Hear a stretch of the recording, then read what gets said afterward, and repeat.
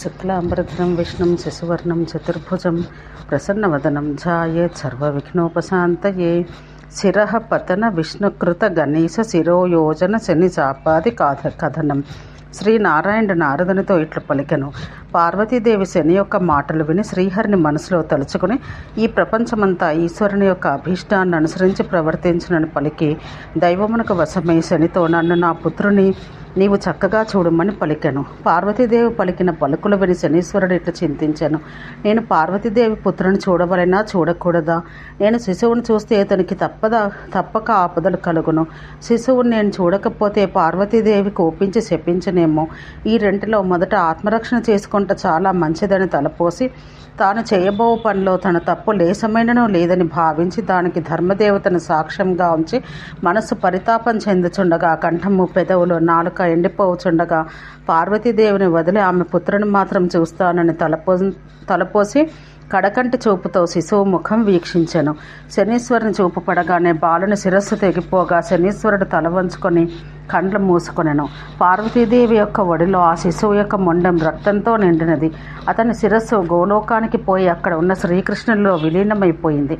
అప్పుడు పార్వతీదేవి తన పుత్రునికి ఏడ్చి అతని శరీరాన్ని రొమ్ముకు అదమ్ముకొని మృతురాలి వలె మూర్ఛనందింది. ఆ దృశ్యాన్ని గాంచి కైలాసాన ఉన్న దేవతా స్త్రీలు, శైలములో గంధర్వులు అందరూ చిత్తరువులోని బొమ్మల వలె నిశ్చేష్టులైరి. కైలాసాన ఉన్న దేవతా స్త్రీలందరూ మూర్ఛితులై పడి ఉంటుట గమనించిన శ్రీహరి గరుత్మంతుని అధిరోహించి ఉత్తర దిక్కులో ఉన్న పుష్పభద్రా నదీ తీరానికి వెళ్ళెను. ఆ పుష్పభద్రా నదీ తీరాన ఉన్న అడవిలో ఒక గజరాజు తన భార్యతో పిల్లలతో కలిసి నిద్రించుచుండెను. ఉత్తర దిశ వైపు తలపెట్టి నిద్రపోతున్న ఆ గజరాజు శిరస్సును శ్రీహరి తన సుదర్శన చక్రం చే వెంటనే ఖండించి ఆ గజరాజు శిరస్సును తీసుకుని గరుత్మంతునిపై ఉంచుకొనెను. సుదర్శన చక్రం చే తెగిపడిన అవయవాలు ఇటు అటు పడిపోవుట గమనించిన ఆడ ఏనుగు తన పిల్లలకు తండ్రి చనిపోయిన వృత్తాంతం చెబుతూ వాటిని అన్నింటినీ లేపి దుఃఖించుచుండెను. తనకెదురుగా శ్రీ మహావిష్ణువు శంఖచక్ర గదా పద్మాలను తన 4 చేతుల్లో ధరించి పీతాంబర వస్త్రధారి అయి సుదర్శన చక్రాన్ని తిప్పుతూ గరుత్మంతునిపై కనిపించెను. చిరునవ్వుతో ఉన్న ఆ పరమేశ్వరుని ఆడ ఏనుగు ఇట్లు స్తుతించినది. హే భగవన్, నీవు కర్మఫలాలను ఖండింపశక్తుడవు, అట్లే కర్మఫలాలకు కారణభూతుడవు, కర్మఫలాన్ని ఇవ్వగలిగిన వాడవు. ఆ ఫలభోగం నుండి తప్పింప నీవే సమర్థుడమని స్తుతించగా భగవంతుడు సంతోషించి ఆ ఏనుగుకు వరమిచ్చెను. అతడు ఇంకొక ఏనుగు తలను ఛేదించి ఆ గజరాజు శరీరానికి బ్రహ్మజ్ఞానం చే అతికించెను. తర్వాత ఆ గజరాజును కల్ప పర్యంతం తన పరివారంతో సహా జీవించి ఉండమని వరమిచ్చి మనోవేగంన కైలాస పర్వతమున చేరుకొనెను. ఈ శ్రీ మహావిష్ణువు గజశిరస్సు తీసుకుని వచ్చి పార్వతీదేవి యొక్క చేతిలో ఉన్న మృతుడైన శిశువును చేతిలోకి తీసుకుని ఆ శిశువును తన రొమ్మునకు హత్తుకొని తన దగ్గర ఉన్న గజశిరస్సును బాలకునకు చక్కగా అమర్చెను. పరబ్రహ్మ స్వరూపుడు భగవంతుడైన శ్రీహరి బ్రహ్మజ్ఞానం చే హోంకారోచ్చరణ మాత్రాన ఆ శిశువుకు ప్రాణం పోసెను. అట్లే ఆ శిశువును తన ఒడిలో ఉంచుకొని మూర్ఛపడి ఉన్న పార్వతిని తట్టిలేపి ఆధ్యాత్మిక బోధనచే ఆమెను ఓదార్చెను. ఓ పార్వతి, బ్రహ్మ మొదలుకొని కీటకం వరకు ఉన్న ఈ ప్రాణులన్నీ తాము చేసుకున్న ఫలం అనుభవిస్తున్నాయి. అవి తాము చేసుకున్న శుభాశుభాలు అనుసరించి ఆయా యోనులయందు పుడుతున్నాయి. ఇంద్రుని వంటి వాడు కీటకంగా జన్మనెత్తవచ్చు. అట్లే పూర్వజన్మలో చేసుకున్న కర్మను అనుసరించి కీటకమైన ఇంద్రుడు కావచ్చు. తాను పూర్వం చేసుకున్న కర్మను అనుసరించి దోమ కూడా ఏనుగును చంపగలుగుతున్నది. అట్లే సింహము ఈగను కూడా చంపలేకపోవచ్చు. సుఖము, దుఃఖము, భయము, శోకము, ఆనందము మొదలైనవన్నీ ప్రాణులు తాము చేసుకున్న కర్మ వల్లనే జరుగుతున్నాయి.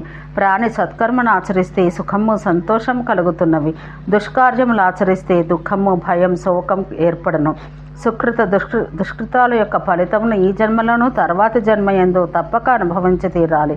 పుణ్యక్షేత్రమైన ఈ భారతదేశం సత్కర్మాచరణకు అనుకూలమైనది. అందువల్ల ఇక్కడ సత్కర్మ తప్పక చెయ్యాలి. ఓ పార్వతి, నీవు బుద్ధి స్వరూపవు. అందువల్ల నీకు తెలియనిది ఏదీ లేదు.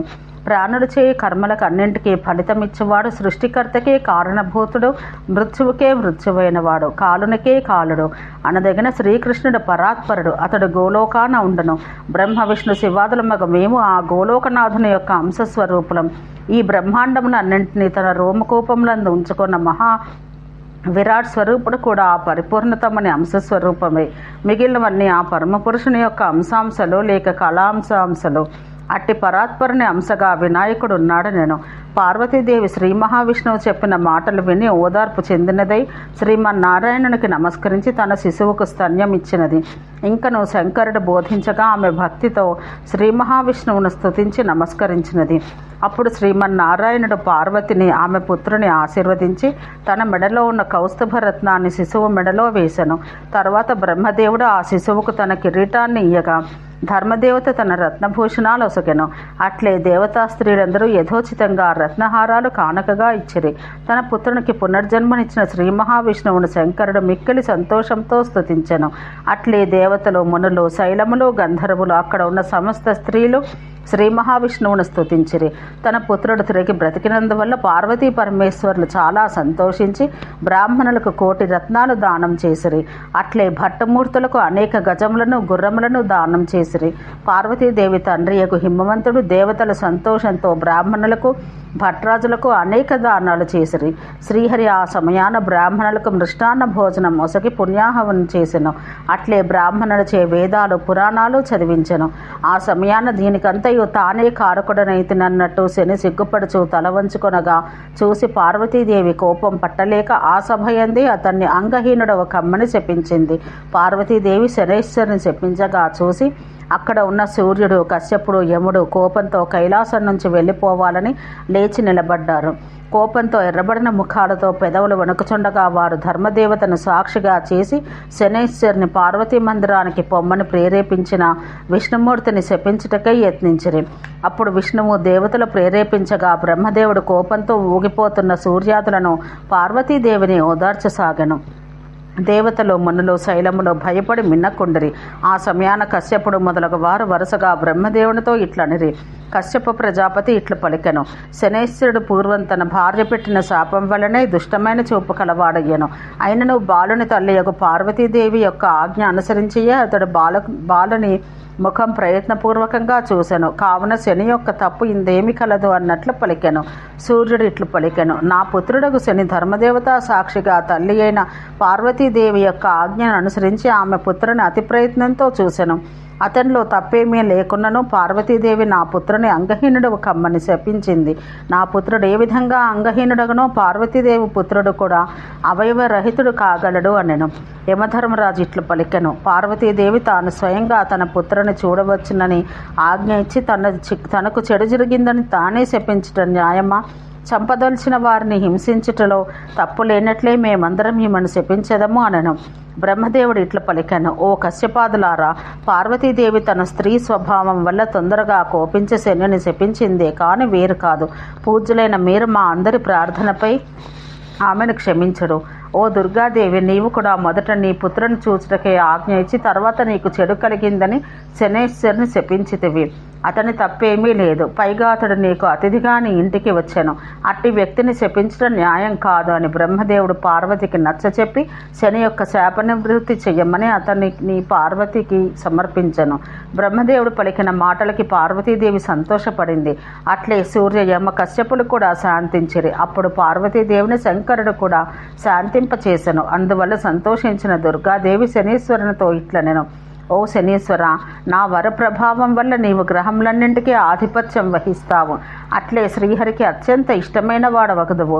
ఇంకను చిరంజీవివి, యోగీంద్రుడవు కూడా అగుదువు. నేటి నుండి నీకు శ్రీహరిపై భక్తి ఇంకను దృఢం కాగలదు అని వరమునిచ్చి నా శాపం అమోఘం కావున నీవు సర్వాంగహీనుడవు కాక కొద్దిగా కుంటివాడవగదువని శనితో పలికి అతనికి ఆశీస్సులొసగి తన పుత్రుని ఎత్తుకుని స్త్రీల మధ్య ఉండిపోయెను. శనీశ్వరుడు కూడా జగన్మాతయగు పార్వతికి భక్తితో నమస్కరించి సంతోషంతో దేవతల దగ్గరకు పోయెను. ఓం శాంతి శాంతి శాంతి.